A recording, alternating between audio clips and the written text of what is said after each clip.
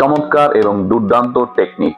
আপনি বাসায় না থাকলেও আপনার বাসার যে ছোট ছোট গাছগুলো আছে সেগুলোতে রেগুলার পানি দেওয়ার কাজ এই টেকনিকের মাধ্যমে করতে পারবেন। চমৎকার আইডিয়া। এই টেকনিকগুলো ফলো করলে আসলে আমাদের ঘরের যে বাগান থাকে সেগুলো আর নষ্ট হয় না। সেগুলো আমরা টেপ ব্যবহারের সময় কি যে ঝামেলায় পড়তাম, এই টেকনিকটা অবলম্বন করে আপনি খুব সহজেই টেপ ব্যবহার করতে পারেন। চমৎকার টেকনিক। রান্নাঘরের সিঙ্কে এই টেকনিকটা অবলম্বন করতে পারেন, তাহলে আপনার থালা বাসন বা এই ধরনের জিনিস ধোয়ার ক্ষেত্রে অনেক অনেক বেশি উপকারে আসবে। টেকনিকটা দেখতে থাকুন।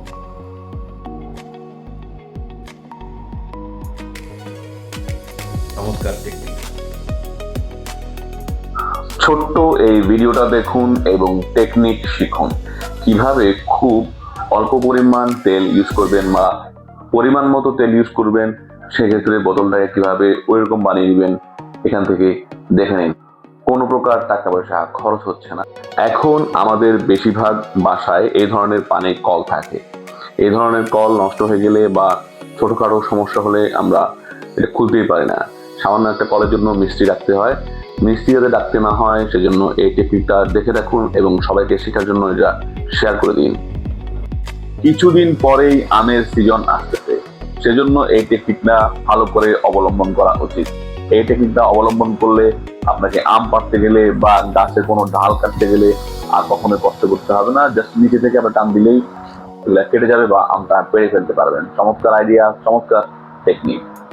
একটা বোতল থেকে আরেকটা বোতলে বা কন্টেনারে কোনো তরল জাতীয় জিনিস নিতে গেলে আমরা অনেক ঝামেলায় পড়ি, তরলগুলো বেয়ে বেয়ে নিচের দিকে পড়ে যায়। সেক্ষেত্রে এই টেকনিকটা অবলম্বন করতে পারেন। চমৎকার। কোনো প্রকার টাকা খরচ ছাড়া দেখেন একটা কাজের জিনিস প্লাস্টিকের বোতল দিয়ে করতে পারবেন এবং পরেরটা হচ্ছে আপনি একটা কন্টেনার দিয়ে কত সুন্দর একটা জিনিস বানিয়ে ফেলতে পারবেন। চমৎকার। দেখুন এবং সবাইকে দেখার জন্য এই ধরনের ভিডিওগুলো আসলে শেয়ার করা উচিত।